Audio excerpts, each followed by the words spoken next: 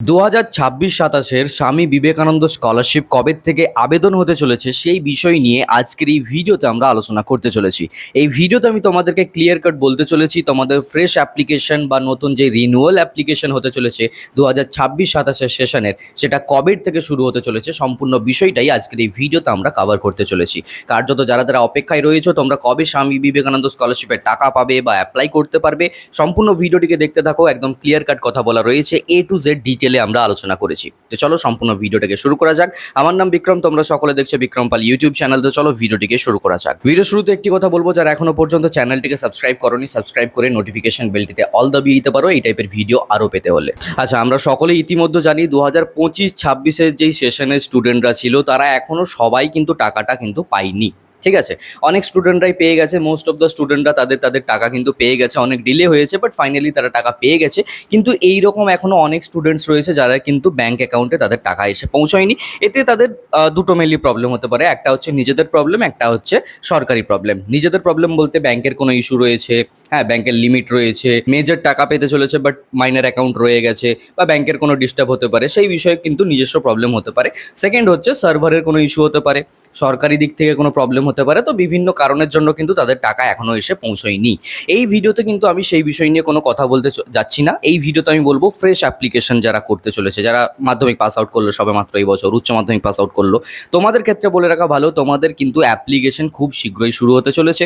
এবার খুব শীঘ্রইটা প্রবাবলি তোমাদেরকে বলতে পারি নভেম্বর মাসে কিন্তু তোমাদের ফ্রেশ অ্যাপ্লিকেশন এবং রিনিউয়াল অ্যাপ্লিকেশন শুরু হতে চলেছে। অর্থাৎ যারা একাদশ শ্রেণীতে একবার টাকা পেয়ে গেছো এবং দ্বাদশ শ্রেণীতে এই বছর উত্তীর্ণ হয়েছো এবং তোমরা চাইছো যে রিনিউয়াল করবে SBMCM-এ, তো তোমরাও কিন্তু ওই নভেম্বরের দিকেই কিন্তু রিনিউয়াল করতে পারবে। ওকে, সো হোপফুলি বিষয়টা বোঝা গেল যে তোমরা নতুন অ্যাপ্লিকেশন কবে থেকে কি অ্যাপ্লাই করতে পারবে বা রিনিউয়াল অ্যাপ্লিকেশন কবে কি করতে পারবে। এবার ফ্রেশ অ্যাপ্লিকেশন করে দেওয়ার পর বা রিনিউয়াল করে দেওয়ার পর তোমাদের একটা প্রশ্ন থাকবে যে দাদা আমরা টাকাটা কবে পেতে পারি, কারণ আমরা এই স্কলারশিপের উপর নির্ভর করে কলেজে অ্যাডমিশন নিচ্ছি বা আমরা পড়াশোনা কন্টিনিউ করছি। তো বলে রাখি তোমাদের কিন্তু 3 থেকে 4 মাস তো মিনিমাম সময় লাগবেই লাগবে। আগের বছর আমি এই কথাটা বলেছিলাম যে তোমাদের কিন্তু 6 থেকে 7 মাসের বেশি লাগতে পারে, এবং সেই মুহূর্তে স্টুডেন্টরা বলেছিল আমি তো 3 থেকে 4 মাসের মধ্যেই পেয়েছি, আমার দাদা পেয়েছে, আমি নিজেও পেয়েছিলাম। কিন্তু আমি বলেইছিলাম যে এই বছর লেট হতে পারে, এবং দেখো লেট মানে আমি যতটা লেট ভেবেছিলাম তার চাইতেও অনেক বেশি লেট হয়েছে। এইবারেও দেখো বলে রাখি স্কলারশিপের নিয়ম অনুযায়ী 3 থেকে 4 মাসের মধ্যে টাকা ব্যাংকে ক্রেডিট হয়ে যাওয়ার কথা, কিন্তু কখনো 3-4 মাসের এক্সপেকটেশন নিয়ে রাখবে না।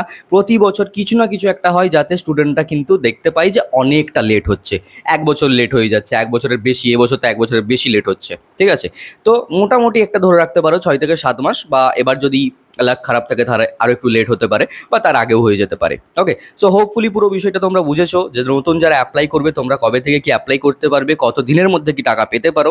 ওকে, এবার যারা এখনো পর্যন্ত টাকা পায়নি 25-26 সেশনে, তারা যদি এই ভিডিওটা কেউ দেখে থাকো কমেন্টে আমাকে জানাও যে তুমি এখনো পর্যন্ত টাকা পেয়েছো কিনা। যদি না পেয়ে থাকো, যদি বেশি পরিমাণে স্টুডেন্টরা কমেন্ট করে, তাহলে আমি একটি ডেডিকেটেড ভিডিও তোমাদেরকে বানিয়ে দেবো যে তোমরা কিভাবে কি চেক আউট করতে পারবে যে টাকাটা কবে কি পেতে পারো। Okay, thank you so much to all of you. আজকের এই ভিডিওটা এই পর্যন্তই। সকলেই ভালো থেকো, সুস্থ থেকো, বাই।